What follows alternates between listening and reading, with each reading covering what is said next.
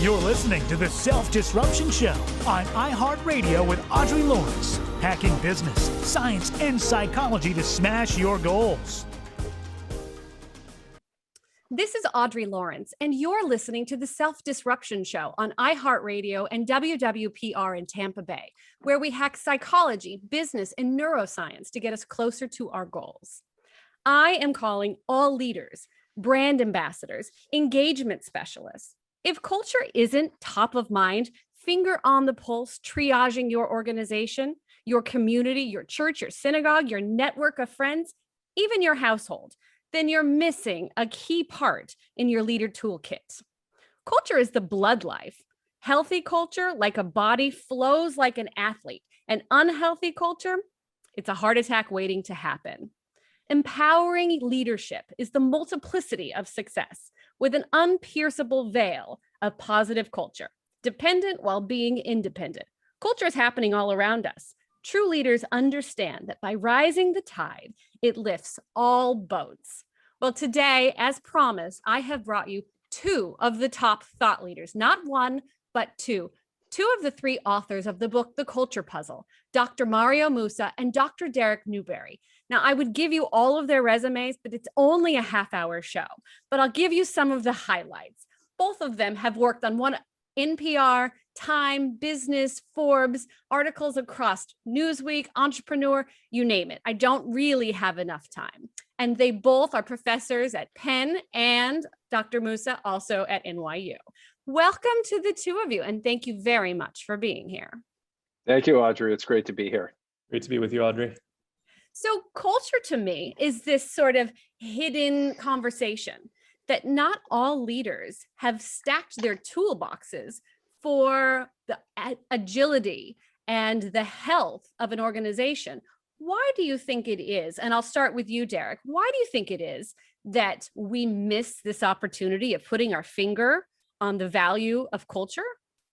Yeah, because, so often we think of culture as kind of a sideshow, right? That you've got the real business stuff, you have your strategy, your operations, and that culture just sits over here. It's just foosball tables and casual Fridays, when really it's the whole game. Actually, a colleague of mine said, that we often think of culture as like what she called culture confetti, right? It's those little things, those, again, the casual Fridays, it's not the real stuff.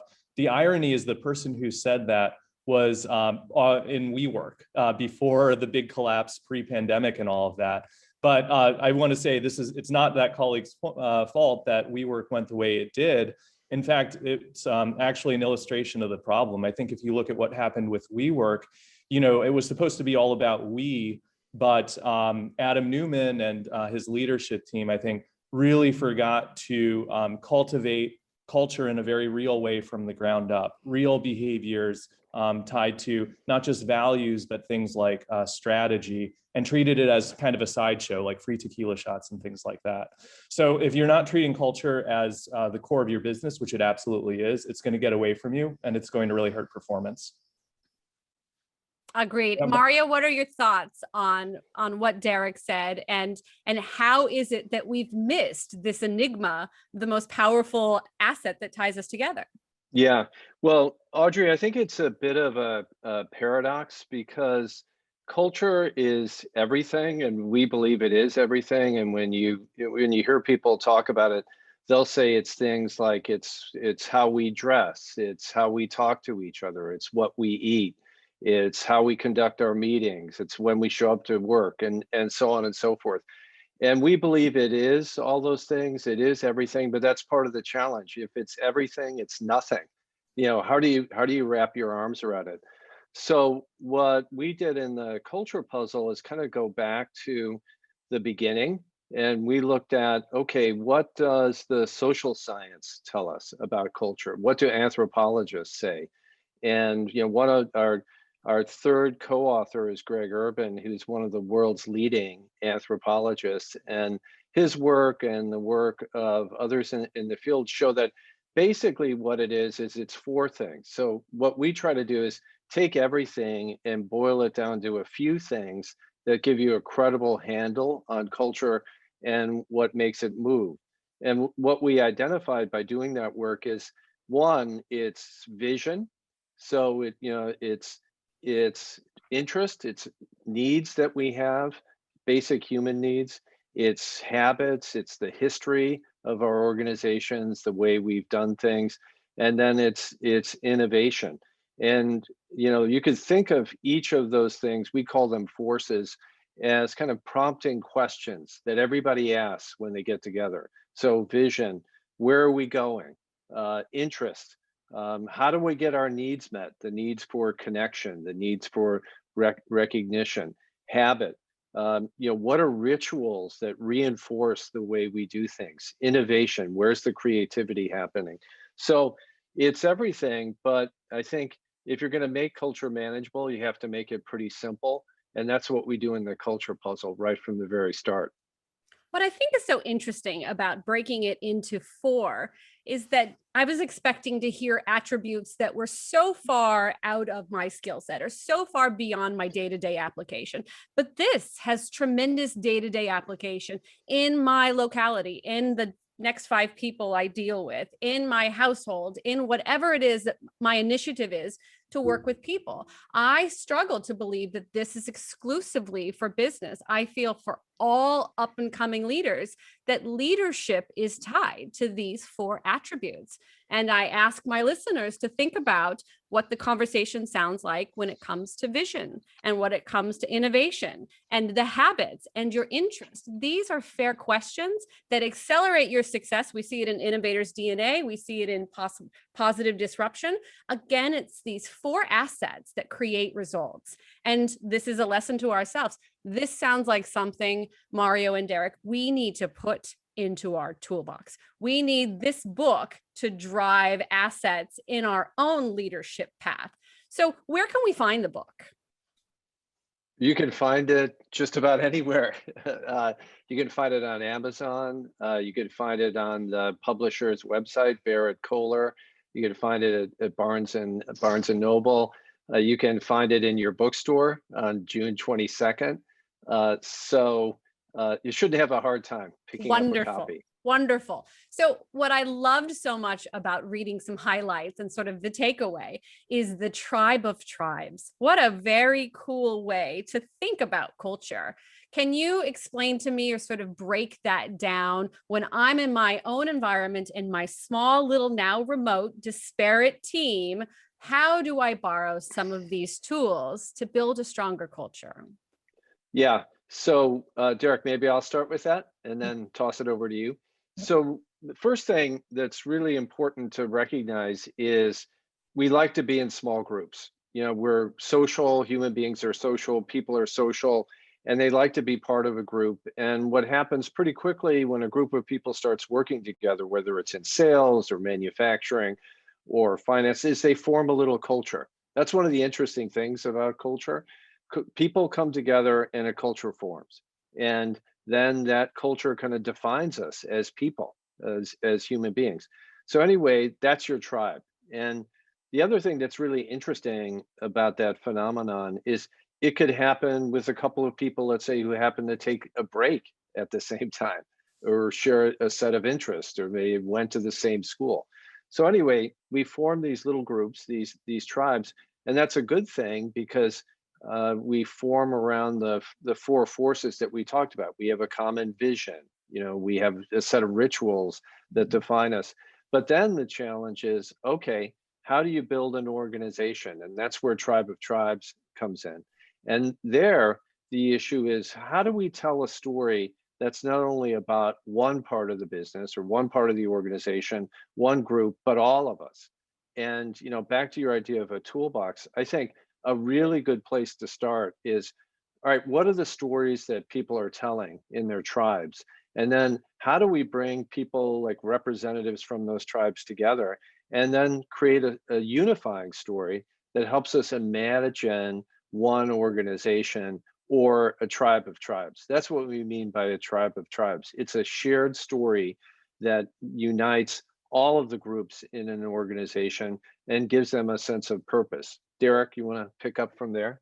Absolutely. You know, as Mario said, this is something that's so embedded in our DNA as humans, just from the very beginning of humanity. We've had that tribal instinct. And as Mario is saying, the biggest challenge we have in the workplace as a leader, especially of multiple teams or a larger organization, is how to manage that tendency toward tribal conflict. So there's a great study we love that shows how deeply embedded this is just in our psyche, in our ways of interacting. There's a study involving a group of school kids, very young, let's say 5-year-old elementary school kids. And the researchers divided them into two groups. And they said, okay, you're the red shirts and you're the blue shirts, and literally put red and blue shirts on them. And then they just let them go. They watched them interact. And the amazing thing is, within a very short period of time, they formed these little tribes. And really importantly, they started having conflict across their two tribes. So the red shirt kids would hoard resources from the blue shirt kids. They wouldn't share their snacks with them, or the blue shirt kids would automatically start saying, oh, those red shirt kids are mean. And this happened in young kids with absolutely no prompting. But the thing is, this isn't just child's play, right? This happens in organizations automatically when people start working together, especially in a bigger organization. They start to not only form these little groups, but it's natural for them to be suspicious of anyone they see as outsiders. So as a leader, your job is to encourage that kind of diversity, but also manage the conflict between groups. So often we think that culture is all about creating unity, not only unity, but conformity. We're all part of the same culture, and that means we all act the same and we have the same identity and we think the same. That's just not realistic. As Mario was saying, it's about creating alignment, creating a shared sense of purpose and commitment, but also letting those groups and individuals be themselves, give them space to do that. And as Mario was saying, one of the critical ways to do that is to find the stories that we tell each other about what does it mean to be part of this organization, like Google, for example, that connects so many people across boundaries and time and space. What are those stories? And then what's the common threads between those stories that I can start telling that gives people a shared sense of purpose? Yeah, if I could add to that, Audrey, just Yes. Really briefly. So, often we think to be a story, to create a story, you have to be the storyteller. We think of great visionaries that always come to mind, like Steve Jobs. It's you go up to the mountaintop and you find your vision, you find your story, and then you come back and share it. But our point in the culture puzzle is what you see when you really pay attention to how these stories are created in the best organizations, is it's done through listening. If you come up with a story that's only your story, it's not going to resonate with others. So we like to say, start with being a story listener. Yeah, have a vision of where you want your organization to go, but pay attention to what really motivates people. What words are they using? What are the images? And then get together and have a kind of story jam with others. Stories need to be shared. We think that there's just way too much pressure on leaders to be the one, the person who's telling the story. So make it a shared activity. Start with listening, bring people together. It's really social, much more than individual or about an individual leader. It's fascinating when you outline the hedonic pack mentality and how we just pack it up. I love breaking that apart for people. It's what I write about, calling the caveman brain. And when we put a finger on that caveman brain thinking, we're easily able to identify, isolate it, and sort of learn from that moment. And I love that you called it culture puzzle, because it really is your story as the puzzle piece that creates this bigger picture. And if you think of your story as that puzzle piece and not as the entire picture, it sounds like that's going to lend to a more successful culture when we soften these siloed walls, let people permeate, but also allow them to be dependent on the big body, but independent in their free thinking. It's a huge challenge. Running teams, I can see internal transactions that feel like that. And when I turn my teams and my organizations, say partner side, and this is when I start getting into the weeds of the real application, I see my teams getting slaughtered. It's a real struggle with those of us managing remote teams. And I've built this beautiful internal onus of what we've protected, independent voices that are dependent at the same time. And then I turn them out into the wolves. They've been protected in our little culture bubble. And then they go out, And, they come back in and they're like, Mom, guess what happened today? They were mean to me. We don't talk like that here. We don't send emails like that here. What happens? How do we share our culture with our partners, which very often, we're seeing more and more disparate and remote teams. I'm seeing multicultural teams where I'm having to pull my teams back saying, hey, listen, this is a different time zone, geography, and culture. I want you to bear in mind these culture attributes, and hopefully we win them over. I don't always see that. I'm going to kick it to you, Derek, because I see that you got something to say on this. And then Mario, I'm going to bring it back around. You can see the light bulb over. Yeah, I do. Head. Yeah, Audrey, and I think this applies to working with teams internally, but especially when you have to cross boundaries in the way you describe. The key is, and this is something we stress in the culture puzzle, you have to be really intentional about building culture. If you're not intentional about the culture you want to build, you'll get one, as Mario said, you'll get one whether you like it or not. It's probably not going to be the one you want. And that's true when you have to engage externally. So one thing we do, I'm a strategy lead at the consulting firm Co-Collective. One thing we do with clients when we're kicking off a project with them, I make sure to have a chartering session with them, which is basically all about establishing what our culture is going to be with them, right? And just get really explicit about the rules, the norms that we're going to follow, even around things like, look, in this pandemic, remote environment that many of us are in, it's really hard to shut off. So what are boundaries that you want to set? What does the start of day mean for you? What does the end of day mean for you? And I find that when you're really explicit at the beginning, when you have to engage across boundaries about what those cultural norms are, then it creates a lot of clarity and a lot of alignment, and it saves you a huge amount of headache later on. Yep, agree. Mario, what do you think? Yeah, well, a couple of things by way of building on Derek's comments. One, and also connecting with what you were saying, Audrey, you should expect there to be some conflict and tension because of these, as you put it, the caveman brain or the cave person brain, maybe. So we do have this kind of primitive impulse to draw a boundary around ourselves and our team. So it's natural when you're interacting with other teams for there to be a little push and pull. That's one thing. So normalize that, talk about it, bring it up, make it a conversation. The other point that I would make is it's really important to create spaces, so to speak, where people come together and have a conversation about imagining a common culture. There's work done by a sociologist who we really like a lot, Benedict Anderson, and he talks about imagined communities. And for us, an organization is an imagined community. I mean, think about it. Your organization is not, it's not the walls, it's not the laptop, it's not Zoom. It's what we think it is. It's what we feel it is. So create spaces where people can come together and imagine connections together. And then also, as I was saying, be prepared for a little bit of tension. That's natural. So think ahead about how you're going to manage that conflict. So it's really out of that kind of creative tension that comes an imagined vision of a tribe of tribes, or like Stanley McChrystal says, a team of teams.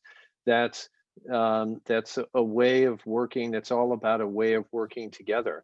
And then from there, you can, as we were saying earlier, then you can go back to that story. Okay, let's talk about that. How do we make that distinctive? How do we capture it? What are the vignettes that express this way of working that's distinctive about us? I see it, to pull back to Derek, the charter session. I think that being able to block out time, put your finger on expectations, create standards, and let that be sort of a baseline. And that's what I love so much about The Art of Woo, and now this book, which I know is going to be the blueprint and the framework for the architecture of culture. It is a necessary in our handbook, but not just for C-suite. I challenge, and I'll say it again and again, it is for all audiences. There wasn't any bit of this conversation that doesn't translate into our day-to-day human, the sociology of what it is to get along in the pack of life. So I love the common space culture where we come together and we outline. I think it's important to I'm not afraid of the pain points, and I don't think our audience should be afraid of the pain points. When we look at the greatest disruption, it comes out of these pain point moments. So if we can pull back and like Mario said, just listen and see how we can help our very agile audience, the body of what it is, culture, the breathing, moving, growing. I call it blood, because if it doesn't flow well, you die. And if it flows really well, you're an epic athlete. And our goal is to be able to listen to that. We've seen our audiences in particular business genres go from the early millennials to a matured human resource team of mothers and the next generation. And what we've done is we've offered skills and opportunities and times that serve that and different benefits, that there are opportunities to be agile as a leader in small steps. It doesn't have to be the culture vulture reinventing tomorrow, because as I've learned in the book from the two of you, from the three of you, that two of you are here, is that it's the baby steps. It's the small steps, and to overdo it is going to be the fall on our face moment that is going to have this all collapse. And we talk about WeWork, and we talk about some of these other disruptive points in culture. Yeah. Audrey, could we go back to your point about the blueprint? I'd like to pick up on that. So a few comments about it. One, we hope it does become the blueprint for everybody, and it's really no easy to about access the culture. No, let's talk about the other books that are out there and there's great ones. I've read great ones and I've read okay ones, but having a single go-to point, this is framework. This is appropriate, that serves today, that serves pandemic tomorrow. This endured, and you probably writing this just before the pandemic, and I read it during right. So I read aspects and pieces of it during the pandemic, and it had such application. I love to look at something and say, would this work for me today, tomorrow, next week? Would this work in the school, at the PTA? Would this work in my organization? Would this work in my disparate teams in India? Does this have broad application? It's the blueprint. It's the blueprint. It's a blueprint, and it's a process. And curious, Derek, what you think about this as well. So if you go back to those forces, vision, interest, habit, innovation, you could think of those as steps. So vision, how do we envision where we're going? What are the next steps for us? And then interest, well, let's listen to whether that vision really resonates with people. And then habit, how do we turn this way of working that we've imagined together with others into rituals, habits, the way we do things? And then finally, how do we experiment? How do we use innovation, creativity to deepen our culture? So you could really think of those four forces as steps, a blueprint. We try to make it, in the culture puzzle, we try to make it all really practical. I mean, literally, you could use the book as your playbook for building your culture, or reinvigorating your culture, or engaging your people. It's really very practical and very concrete. That was my takeaway, as a blueprint takeaway, things that were practical. Derek, I know you want to speak. I'm going to give you some airtime because I can just see the wheels going, and I'm grateful for your words. Yeah, you can see me jumping out of my seat. So I would say totally agree with that. And Audrey, to your point about this being a book that you can pick up over and over, I think one of the things that's unique about our take on culture is that, too often culture is seen as kind of a building, right? Like you put the foundation in place and then it's set and you can back away and leave it alone and it's pure perfection. But what we know about culture is it's dynamic. It's constantly changing as people evolve and change, and as your environment changes. And so those four forces are something you have to continually revisit over time. So it's not once and done. It's an ongoing process. And in terms of your audience, you mentioned the millennials, now sort of HR directors, executives. As an aging millennial myself, with now a couple of kids under my belt, I totally understand that experience of feeling like, well, listen, I'm not the CEO. Doesn't the tone of the culture come from the top? What am I going to do in my position?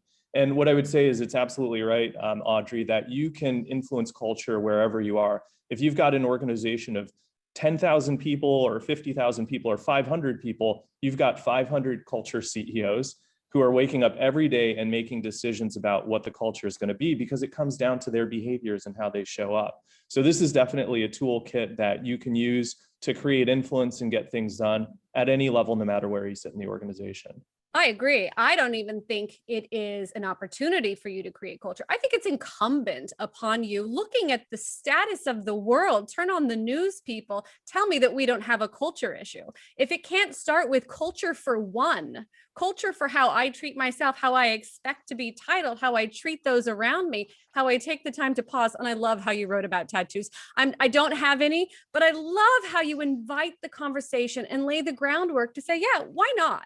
You know what? Let's create an environment where we're not going to mandate the length of your beard, that she wore stockings, that he titled himself as such, and that we allow culture to thrive. I believe, like most disruptive forces, it starts as a pain point, not at the top. It starts somewhere in the middle where people decide that is their circle of five. And you, my listeners, can create your own tribe of tribes. There is a call to action for you to empower yourself.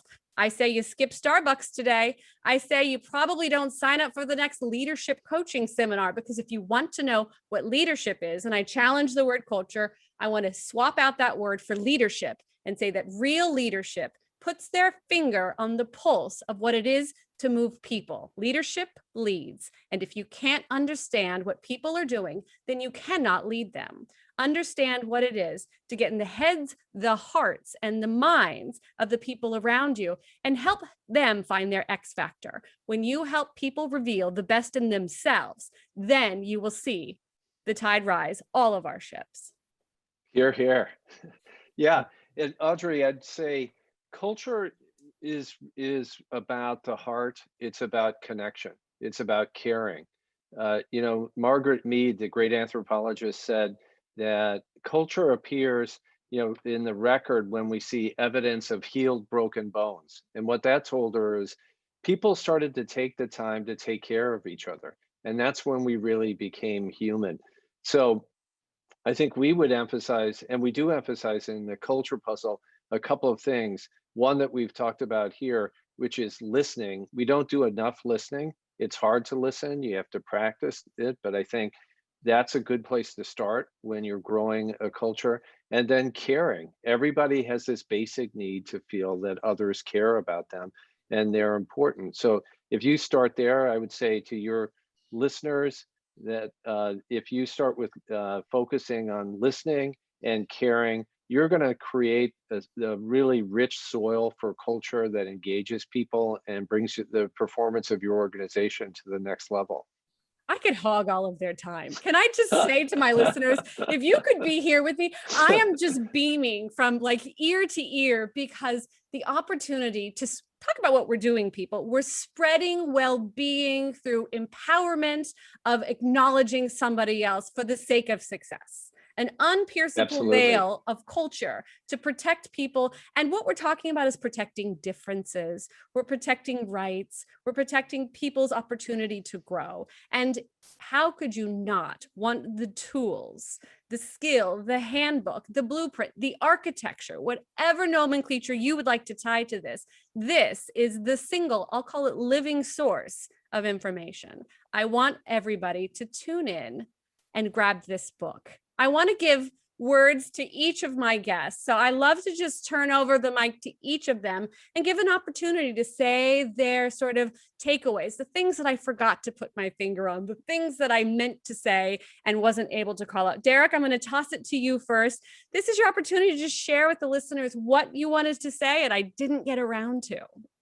Audrey, I think you really put a fine point on it with your comment about sort of enabling others to flourish. The model of leadership that great culture builders follow is that of the gardener, right?